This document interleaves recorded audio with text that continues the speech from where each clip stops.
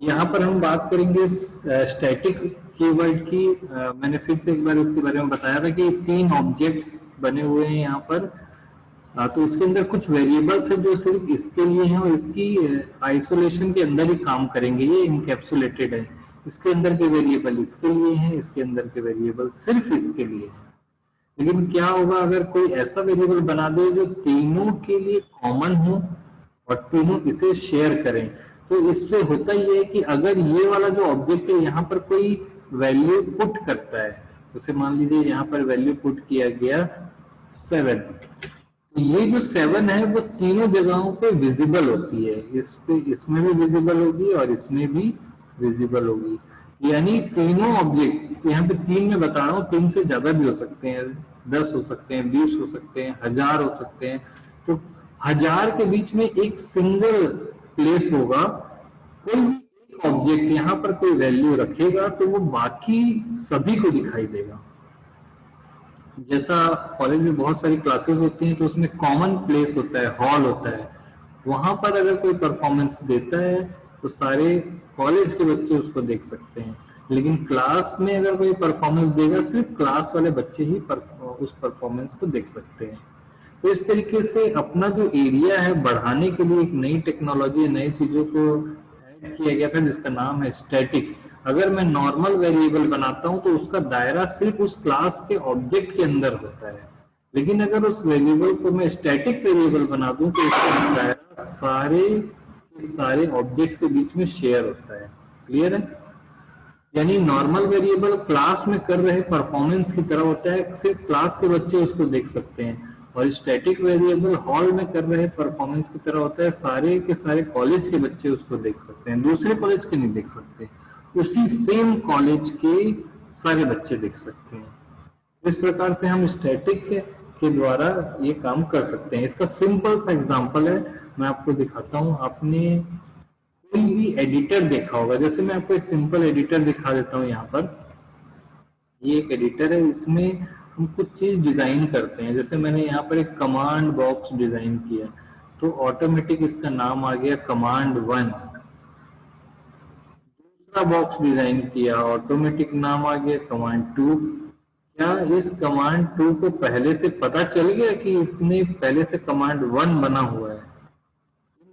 आपस में कैसे कम्युनिकेट कर लिया? इसको कैसे पता था कि कमांड 1 बना हुआ है, तभी कमांड 2 बना है। अब तीसरा बना रहा हूं, देखिए इसको पता है कि ये दो पहले से बने हुए हैं, यानी कि ये जो है अपना बाकी डेटा तो इन दोनों को नहीं दे रहा है, लेकिन यहाँ पे रखा हुआ जो नंबर है वो इन दोनों को दे रहा है। कमांड 3 जो है वो इन तीनों में से जब चौथा बनेगा तो चौथे वाले को ये तीनों से पहले बात करना होगा कि क्या कमांड 1 बना, कमांड 2 बना है, 3 बना है, यस बना है, बना है, बना है, तो ये 4 बनाएगा। क्लियर है? अब फिर से देखिए मैं यहाँ पे क्या करता हूँ, 4 को डिलीट कर देता हूँ, 3 को डिलीट कर देता हूँ, 2 को डिलीट कर देता हूँ। अब बना रहा हूँ, देखिए क्या होता है, कमांड 2। अब बना रहा हूँ, देखिए क्या हो रहा है, 3 4। अब बनाने पर 5 आएगा, 5 आया, लेकिन मैं यहाँ से डिलीट कर देता हूँ। अब बनाने पर 6 आना चाहिए, लेकिन बाकी सब डिलीट हो गए, 2 आ रहा है। ऐसा इसलिए हो रहा है क्योंकि ये दोनों आपस में बातें कर रहे हैं, कुछ डेटा शेयर कर रहे हैं, कुछ तो कॉमन है इन दोनों के बीच में। ये जो नंबर है 1 2 3 वो इन एक एक क्लास के सारे ऑब्जेक्ट, इनके बीच में एक चीज कॉमन है, ये नंबर, तभी ये ऐसा कर पा रहे हैं। और यहाँ पर ये जो नंबर है ये कॉमन कैसे किया गया है? ये नंबर स्टैटिक बनाया गया है, नॉर्मल नहीं है, ये स्टैटिक वेरिएबल है। ये नंबर स्टैटिक वेरिएबल में स्टोर हो रहा है। क्लियर है? आइए देखते हैं सी प्लस प्लस में एक एग्जाम्पल से इसको।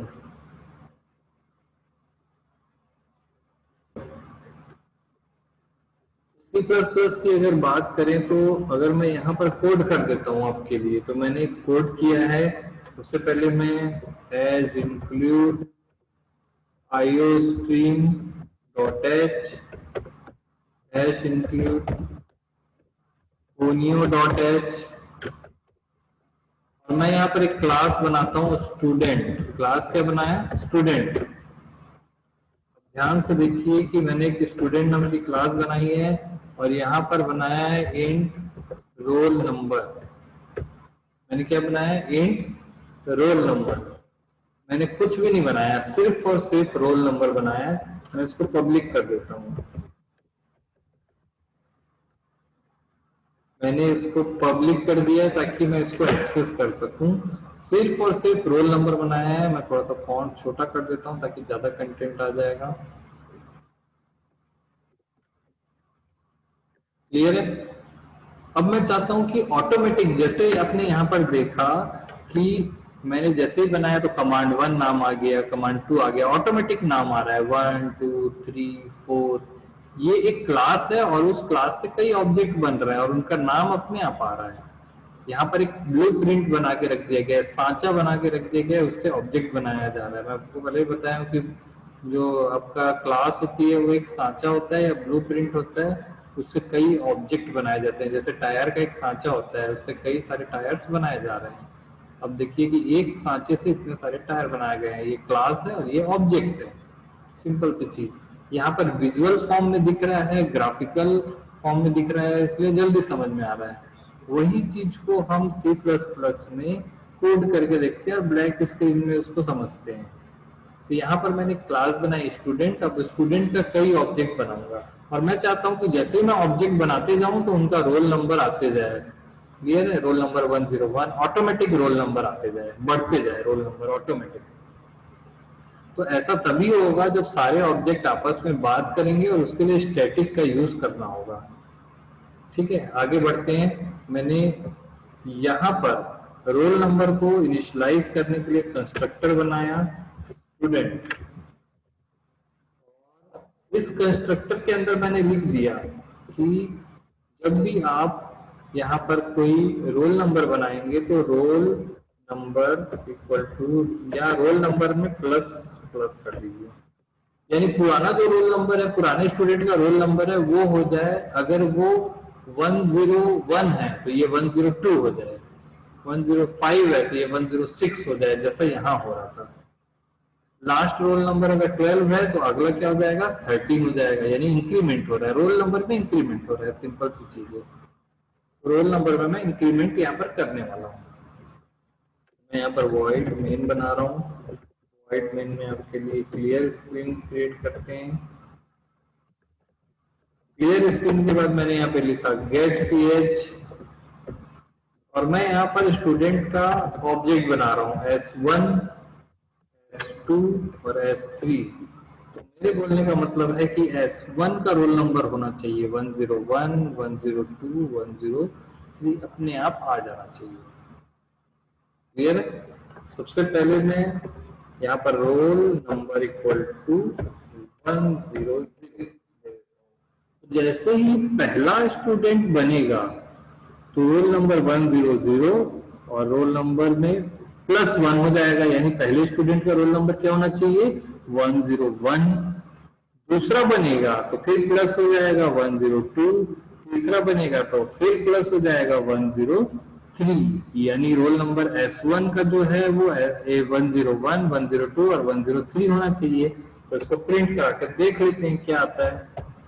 सी आउट में हैंडल और मैं लिखूंगा S1 dot roll number. S1 dot roll number होना चाहिए 101। फिर मैं लिखा c out and S2 dot roll number और c out S3 dot roll number. देखने में हमको लग रहा है कि 101 आएगा, 102 आएगा और 103 आएगा, लेकिन ऐसा नहीं होगा कि यहाँ पर स्टैटिक यूज नहीं किया गया है। तो ये काम बिना स्टैटिक के नहीं हो सकता। तो पहले हम बिना स्टैटिक के देखते हैं करके, उसका स्टैटिक के साथ देखेंगे इसी को करके, और फिर रीजन जानेंगे कि क्यों स्टैटिक से ऐसा हुआ और क्यों बिना स्टैटिक के नहीं हुआ। तो यहाँ पर 101 102 103 नहीं आने वाला। आइए इसको सेव करते हैं। इसको सेव करने के लिए हम TC नाम के फोल्डर में स्टैटिक या बिन के अंदर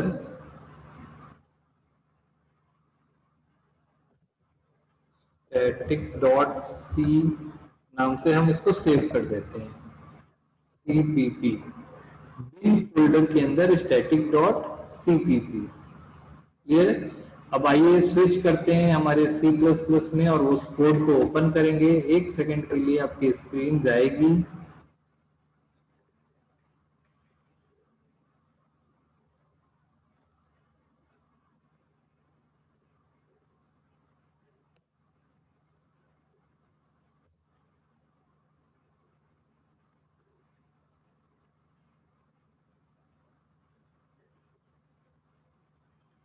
यहाँ पर आप देख रहे हैं कि आपके पास टर्बो C++ की स्क्रीन ओपन हो गई है, जो कि फुल स्क्रीन पे दिख रही होगी आपको। यहाँ पर हम पुराने कोड्स को पहले रिमूव कर देते हैं। वो जो हमारी फाइल है उसको यहाँ से ओपन कर लेते हैं। हमें पता है कि टीसी के अंदर बिन बिन फोल्डर के अंदर हमारी फाइल थी और उसका नाम था static.cpp। इसको हमने ओपन कर लिया है और इसको फुल स्क्रीन पर हम देख रहे हैं। देखिए हमारा कोड है, क्लास बना है यहाँ पर, इसमें रोल नंबर बनाया गया है और स्टूडेंट को मैंने रोल नंबर अलॉट किया है। चलिए आइए रन करके देखते हैं कि हमारा जो आउटपुट आने वाला था वो आ रहा है या नहीं। तो आप यहाँ पर देखेंगे कि तीनों स्टूडेंट को एक ही रोल नंबर दे दिया है उसने, 101, 102, 102 और 3 ना दे करके सबको 101, 101, 101 दे दिया। ऐसा कैसे हो गया, जैसा जबकि ऐसा होना नहीं चाहिए था, हमने कुछ और प्लान किया था। तो आइए समझते हैं इसको। असल में यहाँ पर जब कोड किया गया है, इसको हम लोग ध्यान से देखेंगे तो हमको ये समझ में आएगा, कंस्ट्रक्टर है जिसको मैंने सेलेक्ट किया है वो एक कंस्ट्रक्टर फंक्शन है। और कंस्ट्रक्टर फंक्शन की खासियत ये होती है कि इसका नाम सेम क्लास के नाम के समान होता है और ये ऑटोमेटिक कॉल होता है जब ऑब्जेक्ट क्रिएट होता है। यहाँ पर देखिए 3 ऑब्जेक्ट क्रिएट हुआ, S1, S2, S3, तो ये 3 बार कॉल हुआ होगा। फर्स्ट टाइम जब ये S1 के लिए क्रिएट कॉल हुआ तब रोल नंबर 100 था और उसमें इंक्रीमेंट किया गया, यानी S1 का रोल नंबर था 101। S1 का रोल नंबर क्या हुआ, 101। लेकिन जब ये S2 के लिए कॉल हुआ तो S1 का रोल नंबर, S2 का रोल नंबर 101 नहीं था, बल्कि वो रीसेट होकर फिर से 100 हो गया।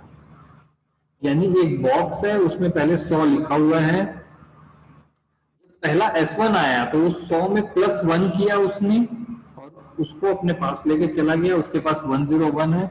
जब दूसरा S2 आया तो 101 जो लिखा हुआ था उसको मिटा के फिर से 100 लिखा और +1 किया, यानी उसके पास भी 101 ही हुआ। उसने यहाँ पर मिटा के लिख दिया और ये मिटा के नहीं लिखेंगे तो फर्स्ट वाले का रोल नंबर अलॉट नहीं होगा। तब ये समस्या क्रिएट हो गई कि जितने बार ऑब्जेक्ट बना रहे हैं वो मिटा मिटा के अपना 100 लिख रहा है और ऐसा कोई मैकेनिज्म नहीं कि क्लास के बीच में पुराने ऑब्जेक्ट का डेटा रख सके, क्योंकि क्लास को एनकैप्सुलेट किया गया है इसलिए पुराने ऑब्जेक्ट का डेटा वो नहीं रख पाता है।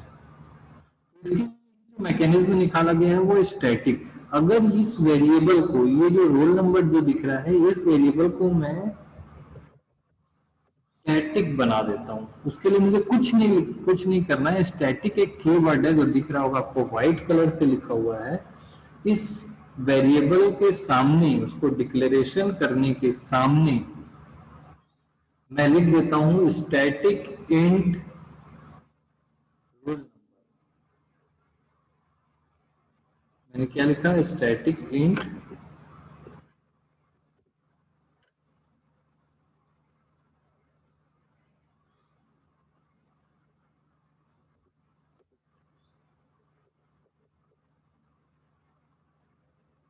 ठीक है। मैंने यहाँ पे क्या लिखा है, स्टैटिक इंट रोल नंबर, और यहाँ पर मैं वैल्यू इसकी दे सकता हूँ स्टार्टिंग वैल्यू।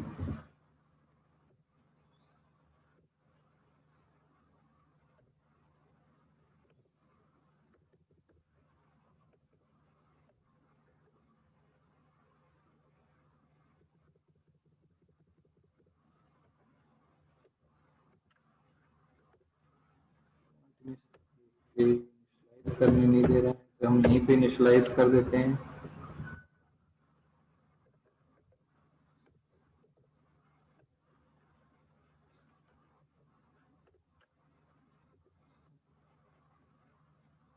ओके, यहाँ पर देखिए एक प्रॉब्लम आ रही है कि जब हम ये प्रॉब्लम देखना भी जरूरी है। यहाँ पर देखिए एक एरर आ गई है, जैसे मैंने स्टैटिक लिखा तो यहाँ पे क्या लिखा हुआ है, स्टूडेंट, ये स्कोप रिजोल्यूशन ऑपरेटर, और यहाँ पे लिखा हुआ है roll number in module static dot CPU, तो फाइल का नाम है। तो जब भी मैं यहाँ पर किसी वेरिएबल को स्टैटिक बना देता हूँ, अगर मैं किसी वेरिएबल को स्टैटिक बना दूंगा तो यहाँ पर ये जो रोल नंबर है वो रोल नंबर इसका मेंबर नहीं होगा, आउटर हो जाता है ये।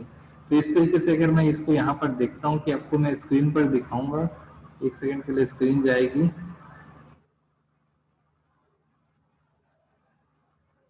हमने यहाँ पर अभी देखा था कि जो स्टैटिक होता है वो क्लास के बाहर उसको हम एज्यूम कर सकते हैं। एक प्रकार से जो नॉर्मल मेंबर्स होते हैं जिनका दायरा सिर्फ क्लास के ऑब्जेक्ट की इस बाउंड्री के अंदर है, ये वैसा बिहेव नहीं करता, ये बाहरी ऑब्जेक्ट की तरह या बाहरी किसी एंटिटी की तरह बिहेव करता है। बाहरी एंटिटी की तरह बिहेव करने की वजह से क्या होता है, तभी ये बाकी चीजों को, बाकी जो ऑब्जेक्ट है उनको डेटा शेयर कर पाता है। क्लियर है? तो ऐसा डेटा उसको शेयर करना है तो उसके लिए क्या करना पड़ेगा, उसको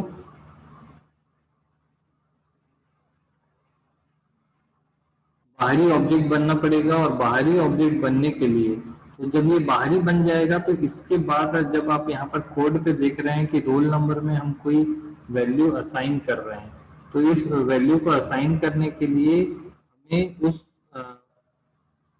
जो वैल्यू है इस वैल्यू को देने के लिए हमको क्या करना पड़ेगा, उसको एज ए स्टैटिक मान करके या आउटर मान करके इसको ट्रीट करना पड़ेगा। अभी इनर वेरिएबल नहीं है, या मेंबर वेरिएबल या मेंबर डेटा मेंबर ना हो करके ये स्टैटिक हो गया है, इसलिए ये बाहर आ जाता है। तो इसको जब मुझे कॉल करना होगा तो मैं यहाँ पर लिखूंगा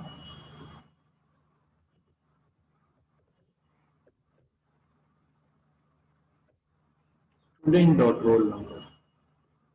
ये स्टैटिक है इसलिए मैंने इसको क्या लिखा, स्टूडेंट डॉट। और स्टैटिक वेरिएबल को मैं यहाँ पर बाहर डिक्लेयर कर दूंगा। बाहर मैंने यहाँ पर डिक्लेयर कर दिया इंट और स्टूडेंट और स्कोप रिजोल्यूशन ऑपरेटर, और मैंने बताया कि रोल नंबर जो है वो स्टैटिक है इसलिए वो बाहर चला गया है। बाहर जाने के बाद मैं यहाँ पर उसकी इनिशियल वैल्यू दूंगा, क्योंकि बार बार वैल्यू अंदर देने पर रीसेट होती है वैल्यू। यहाँ पर इनिशियल वैल्यू उसकी दे दिया 100। अब इस लाइन को ध्यान से देखिए, मैंने स्कोप रिजोल्यूशन ऑपरेटर के बारे में बताया था। तो मैं यहाँ पर बता रहा हूँ एक वेरिएबल बना है जिसका नाम है रोल नंबर और उसकी इनिशियल वैल्यू है 100। और ये जो रोल नंबर है वो मेंबर माना जाएगा स्टूडेंट का। वो मेंबर तो है बट बाहर है, ऐसा इसको आप ध्यान से देखेंगे तो समझ में आएगा। ये जो है ये मेंबर तो है बट इसकी बाउंड्री के अंदर काम नहीं करेगा। इस टाइप की जितनी भी बाउंड्री होगी सबके अंदर काम करेगा, इसलिए इस कोड को बाहर लिखना होता है, इसकी इनिशियल वैल्यू को बाहर लिखना होता है ताकि क्लास के अंदर बार बार वो रीसेट ना हो। अगर आप इसको स्टैटिक नहीं बनाएंगे तो भी बाहर लिखेंगे तो भी बार बार वो रीसेट होगा। क्लियर है? यहाँ पर हमने इसको स्टैटिक डिक्लेयर किया और बाहर उसकी वैल्यू दे दी, और अंदर में यहाँ पर उसको इंक्रीमेंट हम कर सकते हैं। क्लियर है? यहाँ पर हम इंक्रीमेंट करते हैं और इसको देख करके या फिर एग्जीक्यूट करके यहाँ पर भी, अच्छा स्टूडेंट अभी बाहर हमने डिक्लेयर कर दिया तो इसको एक्सेस कर सकते हैं। यहाँ पर आप देख रहे हैं 103, 103, 103 तीनों में आ गया है। 103, 103, 103 तीनों में देखने के लिए मिला।